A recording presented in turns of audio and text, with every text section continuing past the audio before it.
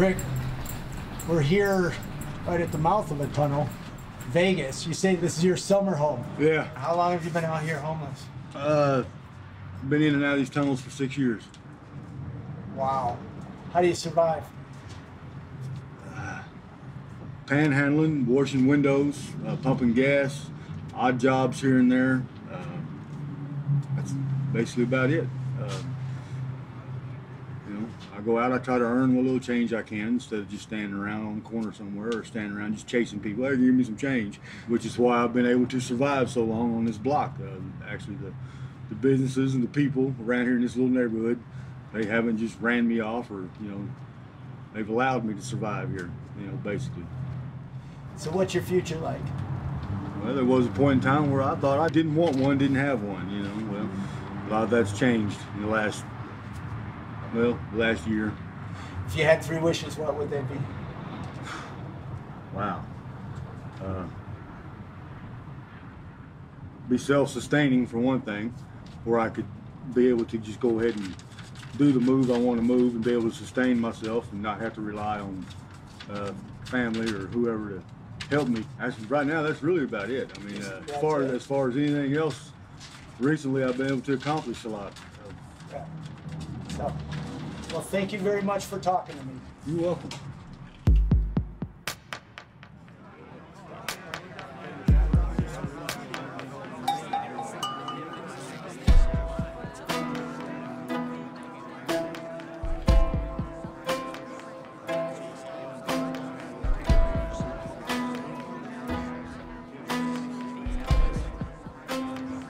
Which is why it stays warmer in the wintertime. It's really no circulation. In the summertime, it's just a short tunnel. It's got openings at both ends, so it's constantly breezing.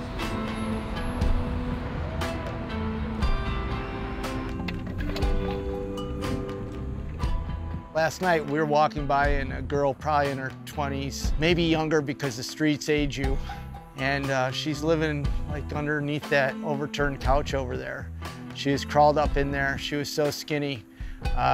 It was more than your just normal malnourishment. She was definitely at risk, and this is America.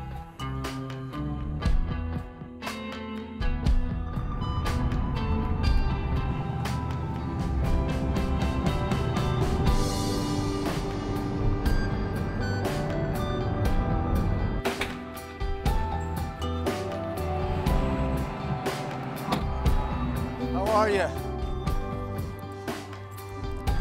Cool. Thank you. You have a good day.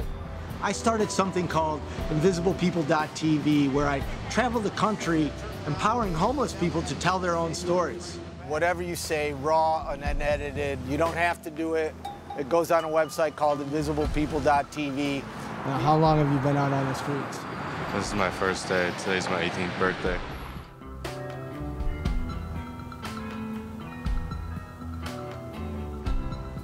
We have a very serious problem in recognizing homelessness in this country. People have grown up in America thinking homelessness is part of the landscape, and we don't expect that it's solvable. How long you guys been out here? Too long. What's too long?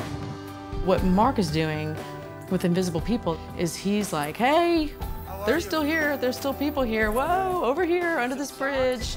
And he's this alarm bell that I hope he keeps ringing that alarm until there's nobody left.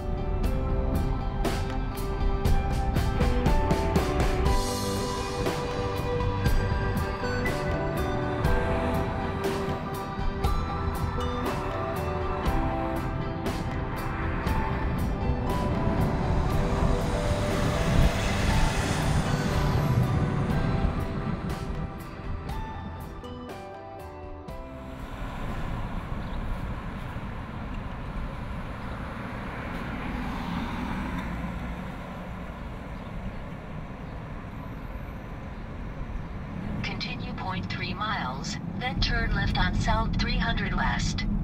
Thanks, Mildred. This is homeless. I mean, $29 a night, $30 a night. Yeah. You know what I mean? This looks like one of the better hotels. Yeah. Yeah. This is the best one at that price. Yeah.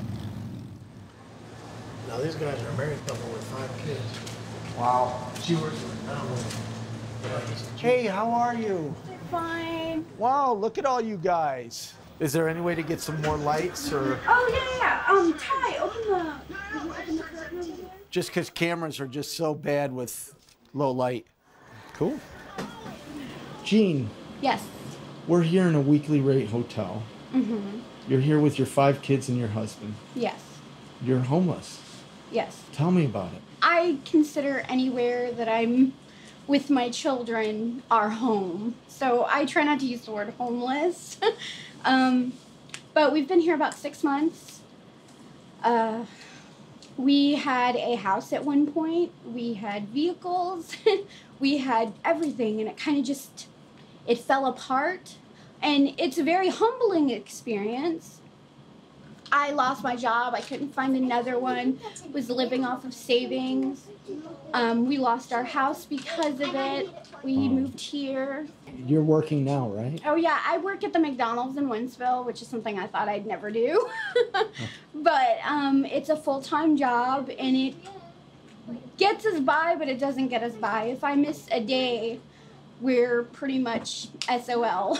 What does it feel like as a mom raising 5 kids in a small room, especially after coming and having your own home? I know. But at one point when this is all happening, you feel like a failure. And then you think, you know what, there are still people worse off than you. There are people who are living under bridges. So I'm very grateful. If you had 3 wishes, what would they be?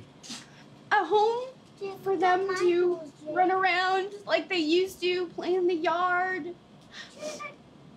And just a steady, good job. That's it. That's all I want. Well, thank you very much for talking to me. Thank you.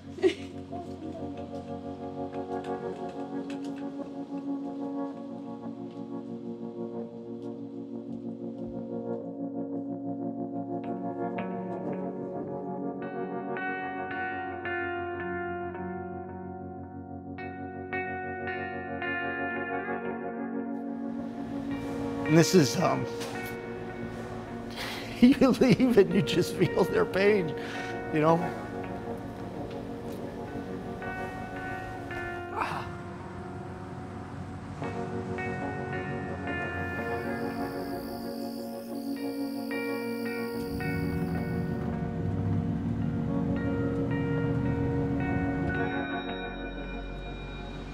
Hi YouTube, my name is Mark. Many people know me as Hardly Normal on Twitter. So today is InvisiblePeople.tv Day on YouTube. Oh my gosh, I am so grateful and so excited because today we're going to scream real loud about homelessness and poverty and actually make history. YouTube can be a full-time job. Many big YouTubers spend a day responding to comments after upload. There's 1,000 comments just on this one. I mean, every video has been getting commented on. So here's about Jean that we interviewed. There really needs to be more opportunities made for these people. Everything she's talking about is true. That's why America sucks. The economy shits on your head and doesn't care shit if you lose your home or job. In Europe, people care about one another. You still have the same stuff in Europe. Actually, over here in Scotland, people are fucking dickwads.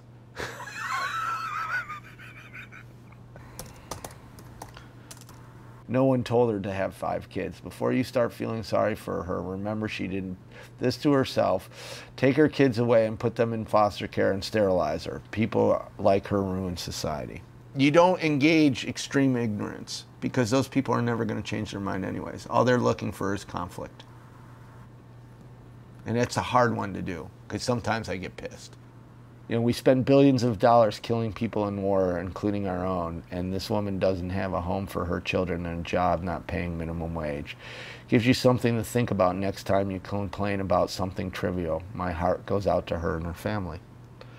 See, I mean, a lot of people are supportive. There's, and they're talking to each other. low estimate, 1.5 million people watched a homeless video that would never roll down their window at an exit ramp and said, "What's your story?"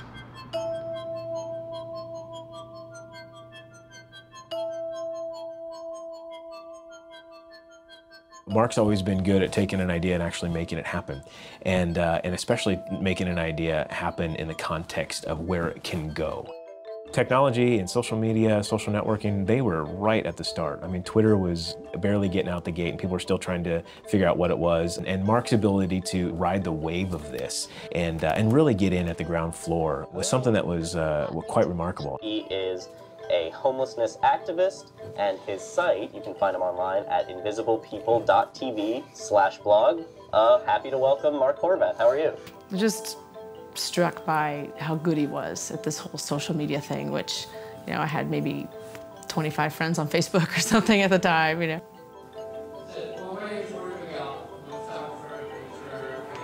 Social media is a big, giant cocktail party. Social media is really real life. It just allows instant online collaboration with people that I never would have met. In social media, it's frequently meeting an old friend for the first time. This is the first time I've actually gotten to touch this guy, but we've learned about each other through pictures, through words, through little teaspoons of information on Twitter. He's an old friend. We know all these people all over the world. Many of them, neither of us have ever met, but they're old friends. Hi. Awesome. So nice to meet you. You actually look like your avatar. I do. You do. A couple real serious crises happened in my life. I had lost my confidence. Oh, wow. I stopped being myself. And social media has given me back that confidence. And this is my friend RD.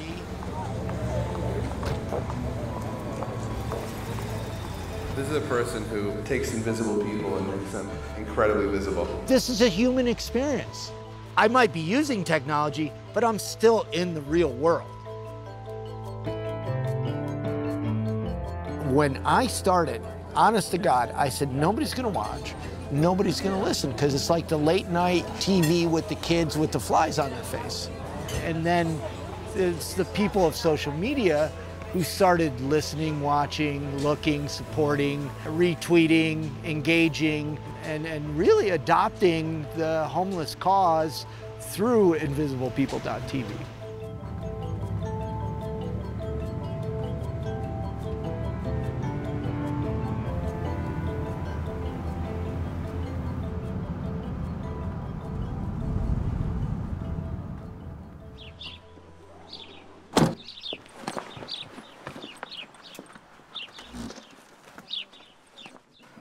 Well, you're cleaning? You want me to finish cleaning? No? No. Okay. I offered. You don't interrupt the mom when she's cleaning. So did you ever think I was going to turn out to be a nice guy? No. Because I was rotten. I was pretty rotten as a kid, huh? Yeah. Well, up to 9 you were nice, but after 9 you are the devil on wheels.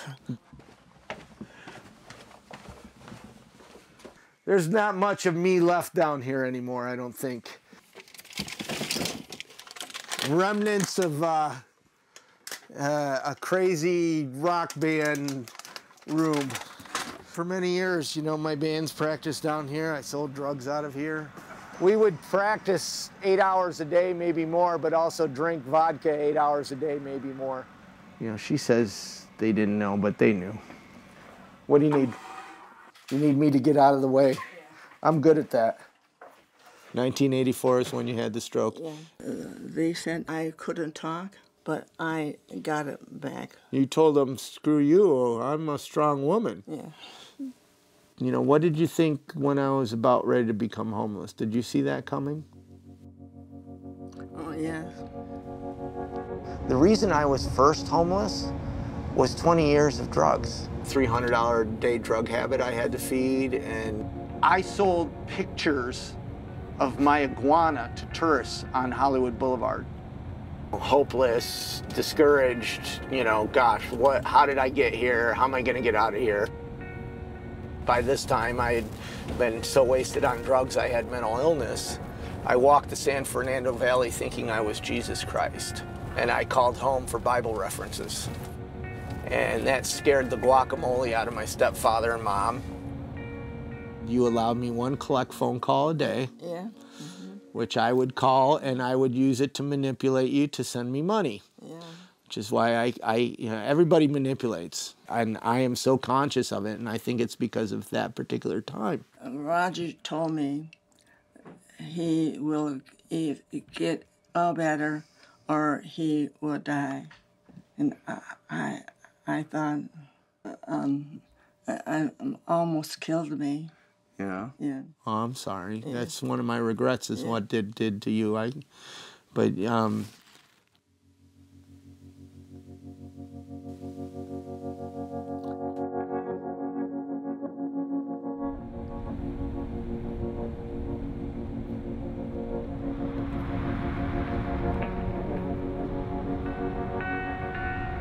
Probably one of my unconscious driving forces is I'm trying to solve homelessness within the next 5-10 years so I don't end up on the streets.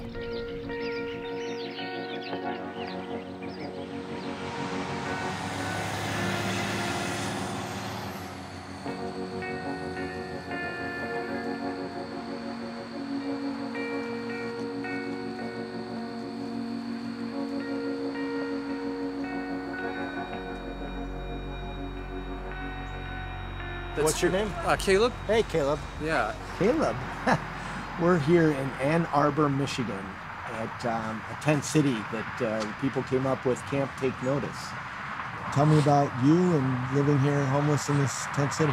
Camp Take Notice is based on the model that I lived inside of when I was in Seattle, Tent City 3 and 4.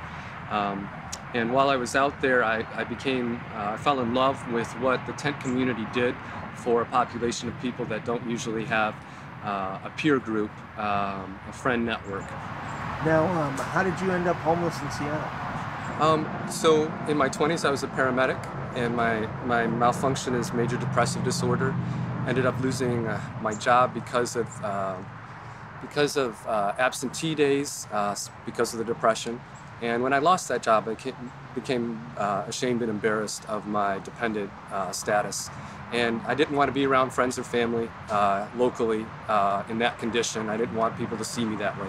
So I decided that if I moved at a distance, I could be dysfunctional where nobody knew who I was. You found community in a tent city. Yeah, it's been one of the great surprises of my life to discover that a group of people as broken and dysfunctional as the homeless can actually come together and work on common issues. We'll get people who heard this is out here and want to come check it out, or their first time they come out here, they're wasted drunk, and like, listen, we don't mind having you here, but you can't be here drunk, so go sober up and come back. And it's security's job to escort them out when they get in that condition. So we take turns with it. It's not always the same people that are security. Everyone has to take a turn doing it. And do you feel safe here? I do, yeah. But I come from a pretty violent background where I'm going to feel safe just about anywhere. So.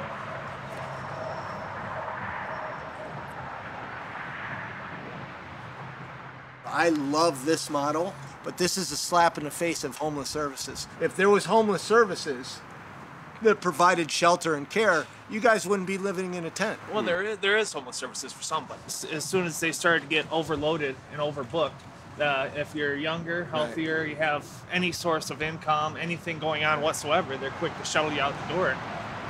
In the process of throwing you out of the homeless shelter, they let you know about the tent city. That's one of the options that they point out to you.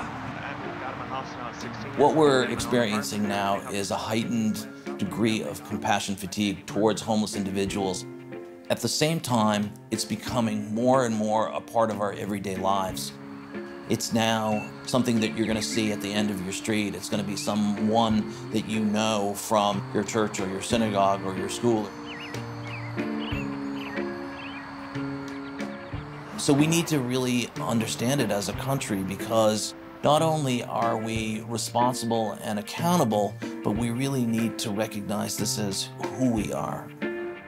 And while I was out there, I fell in love with what the tent community did for a population of people that don't usually have a friend network.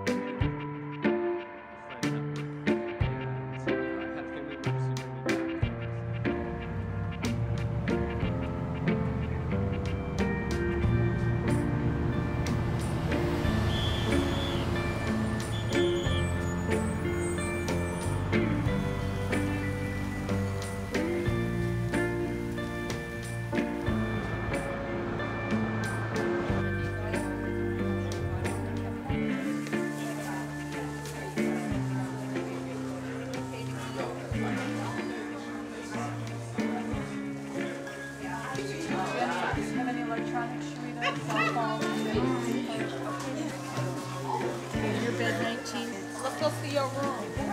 back. There's a 3 to 4 month window for a person who is newly homeless that you have to reach them and turn around their situation before they start to put on that survival mentality. Right. Because you think differently when survival is your primary focus.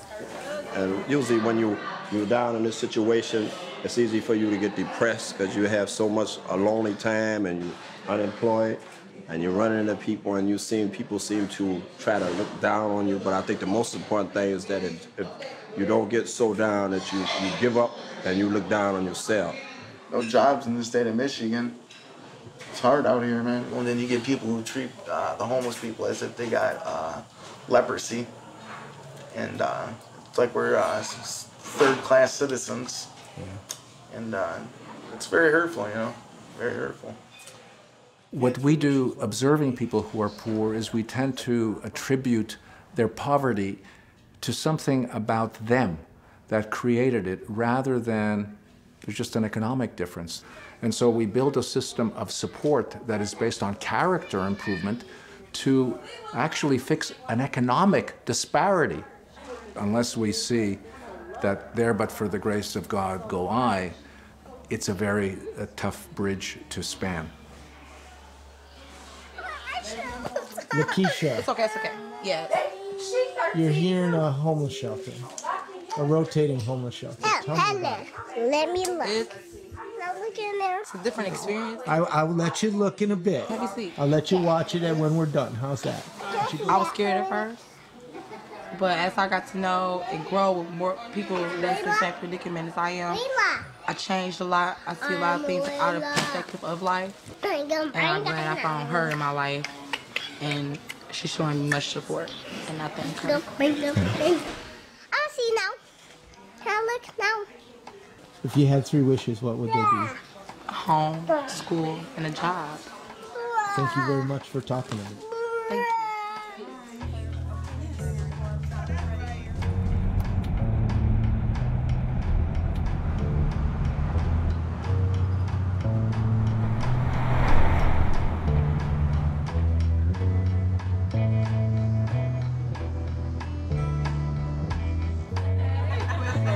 Sherry, Julie. Jill.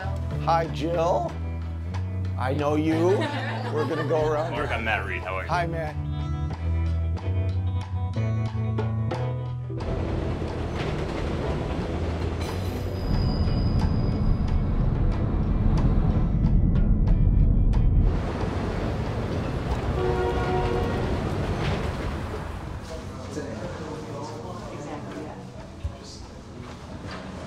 Jameer, we're in Chicago. You're homeless. Tell me about it. Part of being homeless is being lonely, and that's one of the worst feelings in the world for me, you know, and I can say for anyone else. How long were you out on the streets? I've been homeless since I was 13. Me being homeless, you know, really gave me a wake-up call to life. You know, I'm a senior in high school still, you know, I'm finna push it out, graduate May 27. Good for and, you. That being homeless and going to school build character, shows your character, you know, shows who you are. Have a strong mind out here, you know. These streets ain't nothing to play with in Chicago, and yeah.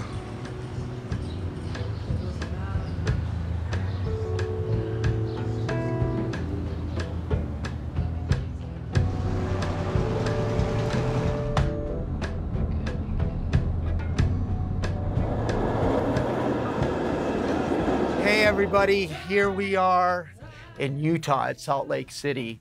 And this is Lloyd Pendleton, and he's the director of the state's homeless task force. Task force. Not taxing people. Yeah, that'd be a whole different interview.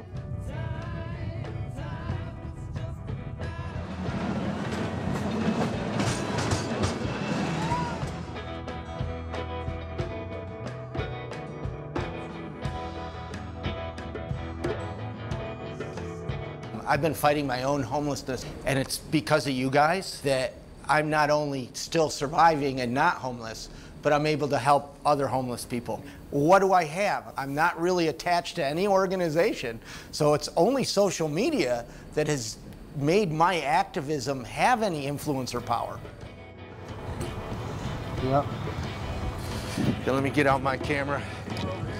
I got one for each of you. All right. Dude, I love that hat. Cool. All right, thanks very much. You got it. See you guys later. Nice to meet you.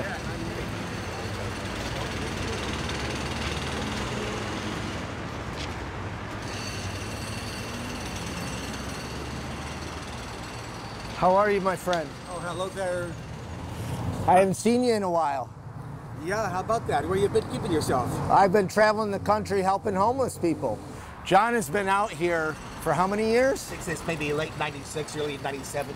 Well, I started a video blog to help homeless, and you're the very first person I highlighted. Walking down Hollywood Boulevard is really very moving to me because I remember where I came from. You know, I lived homeless. I was John. I slept on this boulevard.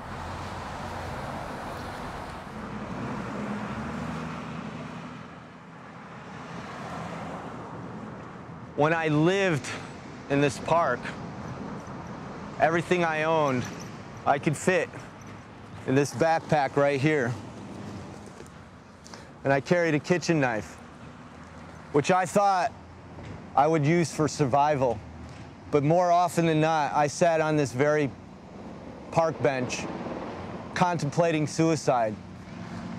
I kept on getting kicked out of the homeless shelter I was at on Hollywood Boulevard, and I saw a flyer for this church, and it said, stand on Hollywood and Ivar, and they pick you up. Well, the bus just drove right by me. So the next week, I stood out there with a Bible and flagged down the bus. And all of a sudden, there was a guy running behind our bus with an iguana on his shoulder, chasing down our bus saying, I want to come for the free food that night. He was raw, he was rough, living homeless under a bench. Came into our program, lived in this building right here, went through the recovery process. By this time, I had known God was real. I had experienced God. And I started coming here to weekly services. I basically lived here for 8 years. What's up, guys? Busy day? Yeah?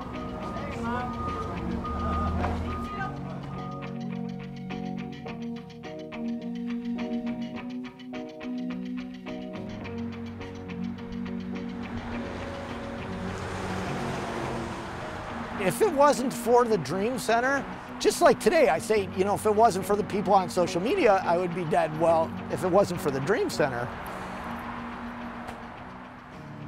Do you feel alone? Or do you feel scared? I started a Christian rock band called Under the Influence. Or caught unaware? It's the first time that rock club ever had 400 men of God in it.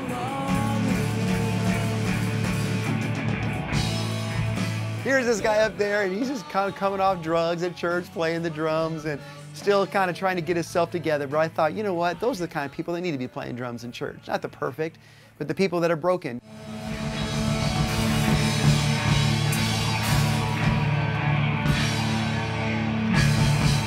Well, thank you.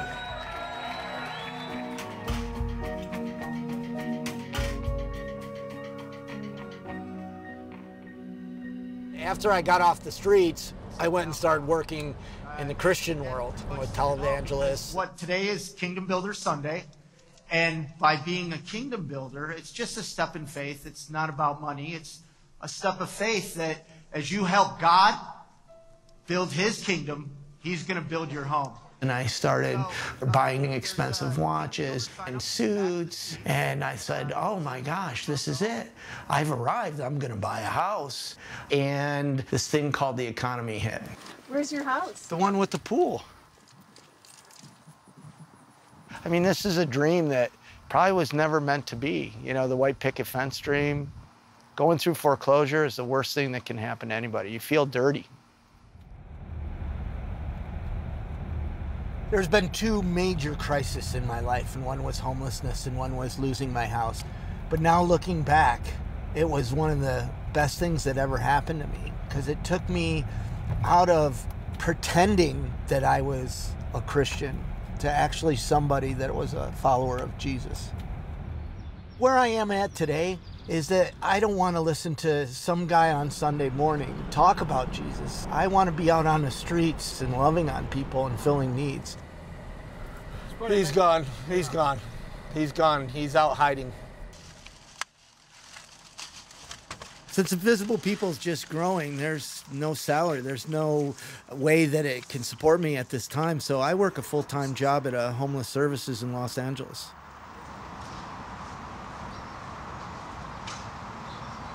Whoa, whoa, whoa, whoa. That's him. Where? Right up there. Right up there to your right? Yeah.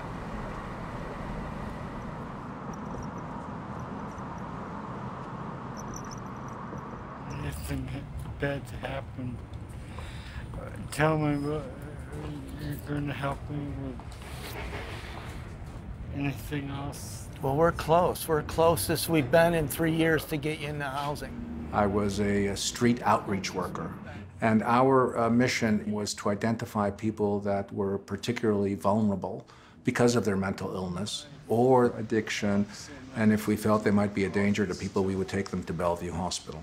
2 or 3 weeks after the hospitalization, that same person would be back on the street. The repetition of that cycle began to be very disturbing and began to raise a number of questions of, like, what are we doing? Hey, how are you? Good. Did you find work? Not yet. Not yet? Yeah. That person just spent 30 days in the hospital at $1,500 a day. We could have bought them a condo. You know, certainly paid the rent for a long time. How are you? I'm here. I'm living, breathing. Yeah? So you want to go to rehab? Mm-hmm.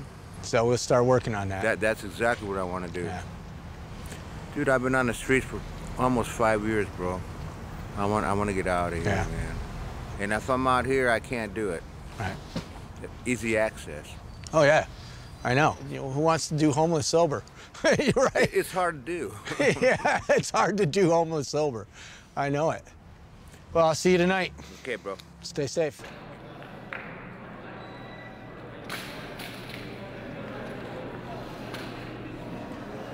You okay?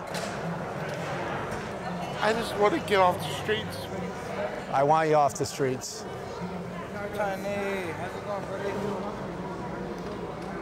We've created a subculture that takes care of homelessness, but not really solving the fundamental problem, which was building affordable housing, increasing the minimum wage to a livable wage, and that's probably why we have more homeless people falling out of the mainstream. Wait right there by the door. That's the line. Where'd you find what corner? Glendale and Los Feliz. Okay, I'll talk to her. So how can I help you? I don't know. I'm homeless. I don't know. Yeah, have you eaten? No. Okay. Okay. Christina, come here, please. Please. Okay.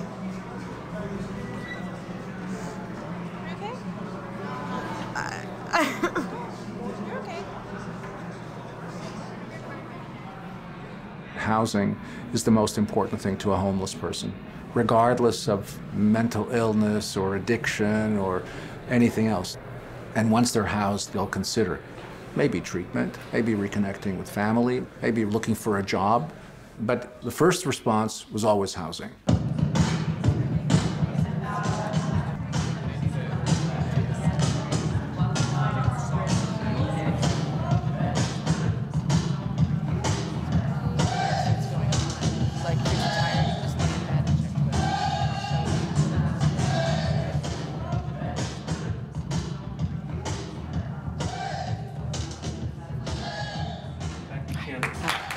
Thank you.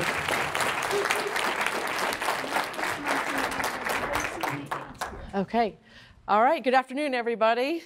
This picture was taken in 2000. These people don't look that sick, do they?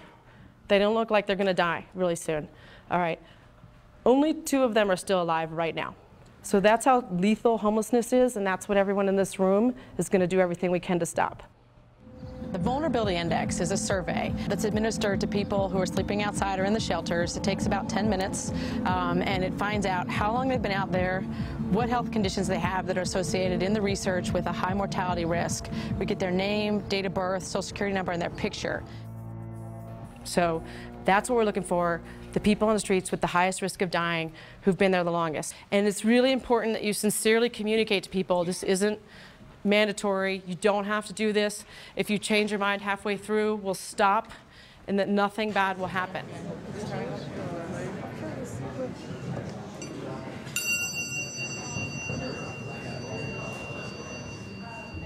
All right. Need your team together. We don't want you to lose anybody. Make sure you write down myself and Dennis's cell phone number. If you get lost, if something bad happens, or if you're lonely, give us a call. Hi, everybody. Here it is, 4 in the morning in Albuquerque, New Mexico, and I'm with Mayor Barry. Morning. I was just really impressed with your leadership and you for being the champion to make this all happen. Can you tell me about it? Well, when you can get a community like this to come together to really go out and try to alleviate the human suffering side, we're just really proud that we got an opportunity to get the community together, do something positive here.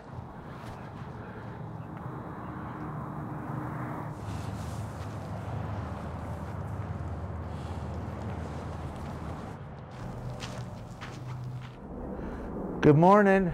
Going out and doing this with the end goal of housing 75 people, and that's amazing. My name is Mark. Honored to meet you. How long have you been out on the streets?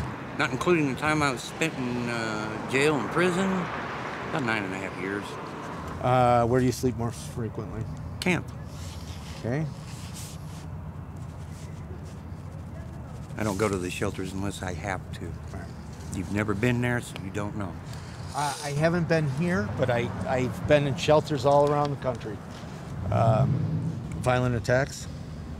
Against me, or? Yeah, out here on the streets. Oh, yeah. Everybody has. I know. It's sad. Especially one time when I got passed out. They tried to kill me. What are you guys doing? Well, hi, we're doing a vulnerability index to try to help people with the homeless population, health and housing. I need housing. Awesome. Do you want to do a vulnerability index? I'm vulnerable. How long have you been out on the streets? I'd say off and on for about 10 years. Okay. Any mental health issues being treated? No, but I'm losing my mind out here slowly, I'm pretty sure. Were you in the military? Yes, I was. And discharge? Honorable. Jail? I've been in jail. Prison? Never. Foster care. Were you in foster care? Yeah, I was at an orphanage for the first 10 years of my life. How do you survive? What's the day like on the streets? It's cold outside. Try to stay as warm as you can. Cling to the sun. The sun's like your blanket. You've been in the emergency room 4 times in the last year. What were the reasons? Confrontations, violent confrontations. You know, move along or get off my property, or all kinds of different reasons. You know. If you had 3 wishes, what would they be? Oh, one of them would be to have a place to stay, a place to live. I miss being domestic. You know, I'm kind of losing that feeling as time goes by. And I'm kind of worried about that. I don't want to be like some of these people out here. They've been out here for years and they're getting used to it.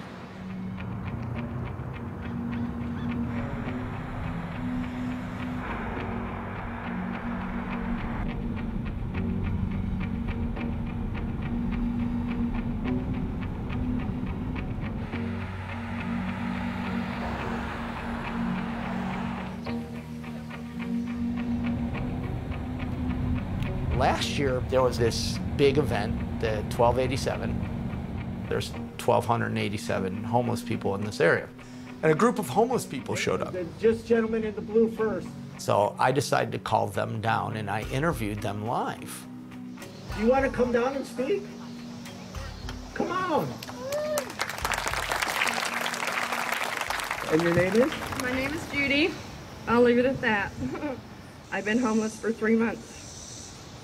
And I have health problems and I'm fighting real hard. I'm out in the heat 24/7 and nowhere to go. Sometimes I feel like I need a nap and there's nowhere to go.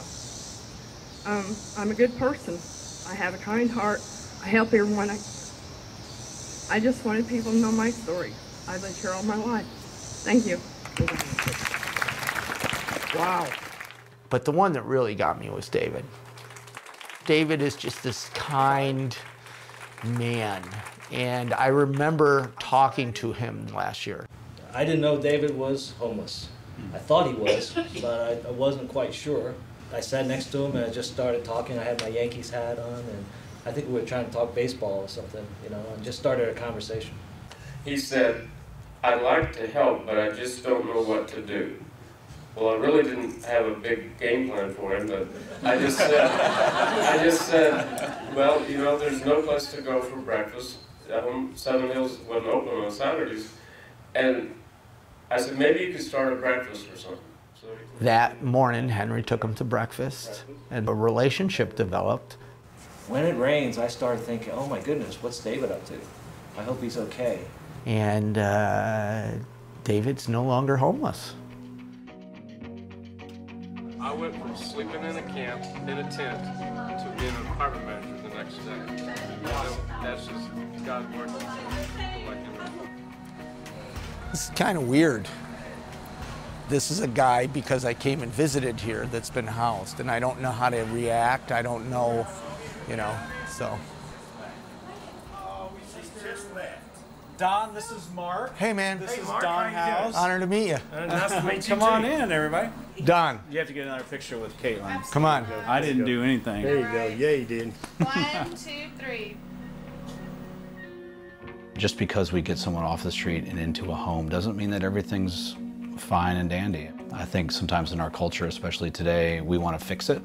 And getting a homeless person into a house solves the condition, but it doesn't really address the whole person. And I think Mark has really challenged me to think long term, saying, you know, how do we care for this person who is in a house now a year later?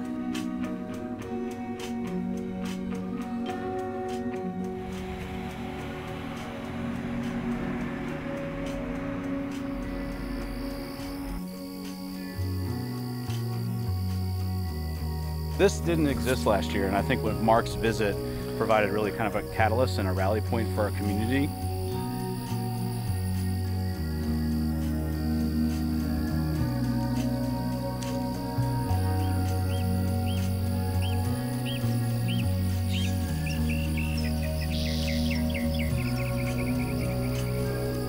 We harvested yesterday almost 300 pounds of produce for the soup kitchen and for their distribution there.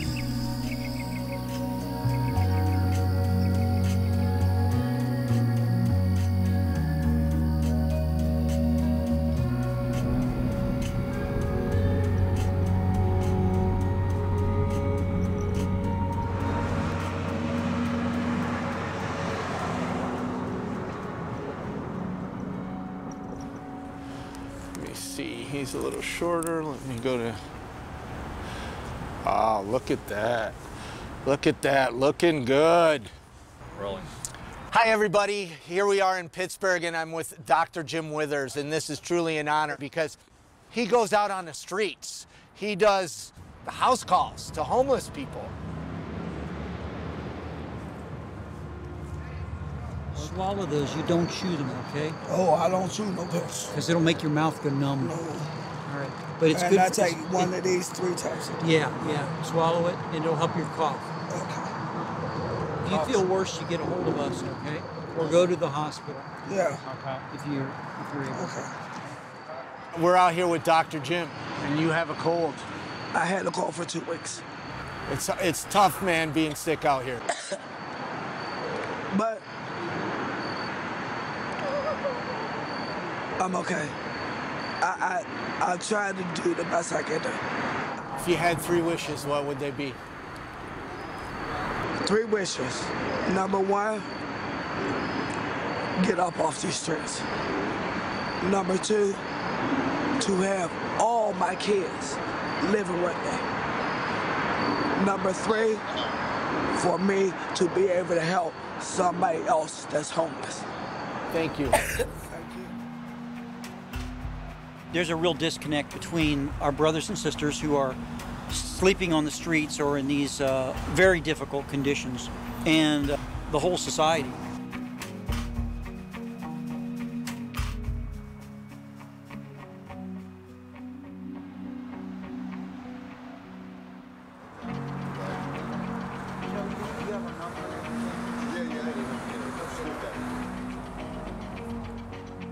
They don't know who to turn to, they don't have insurance, and they get rejected by the health system.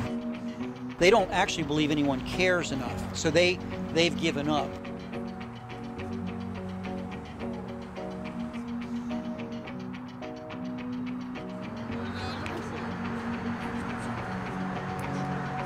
It's time for us to get out of the hospital, get out of wherever we're in, to start talking to people, listening to them, and then solving problems with them. You have to deal with the reality of someone else, not have them come to your reality.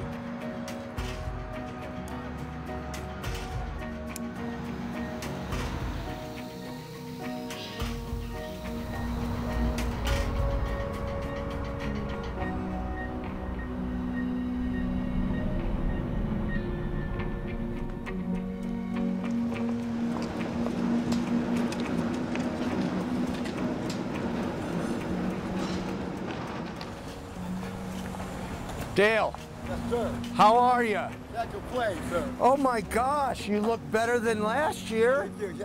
If you think about the kind of community you want to live in and the kind of community you want to raise your children in and who we are as a people in terms of do we care for each other? Do we care for the weakest or the poorest or the most vulnerable among us or not? And what does that say about our own character? If I give you the money, will you go buy me a couple of hamburgers at McDonald's? You just need hamburgers? Yes, that's all I need is something to eat. You anything to drink? No, I don't. Okay. I'll be right back. Not me. Are you sure? I'm positive. You asked the right guy.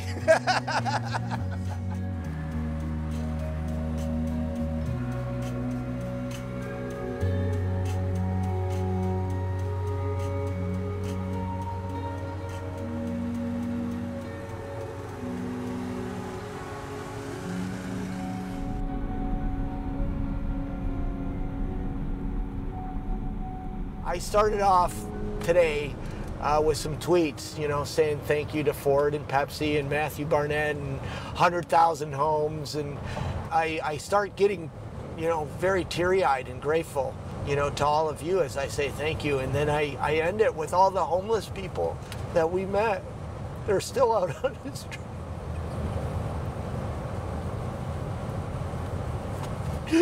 It's almost too much.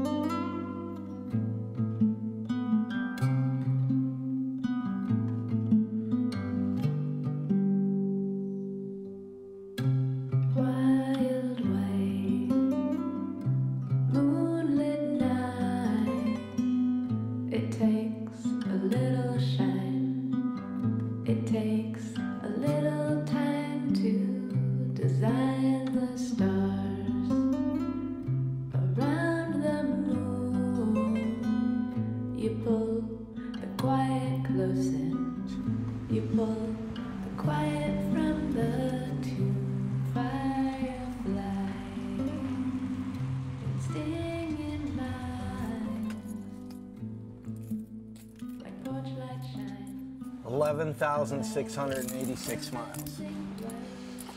Ah, what a long, strange trip it's been.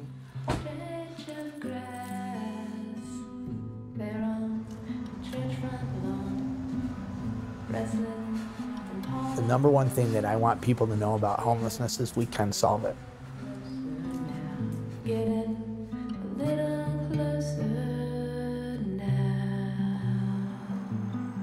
Robert, we're here in Sacramento. You're homeless, living in a tent city. Tell me about it. June 15th, 2007, I worked for a property management for 4.5 years. It came with housing. I had 72 hours to get off the property, and I became homeless. I never thought I'd end up on Skid Row out here, sleeping on docks and in back of businesses and everything, but that's what I guess I'm gonna have to do. I don't know.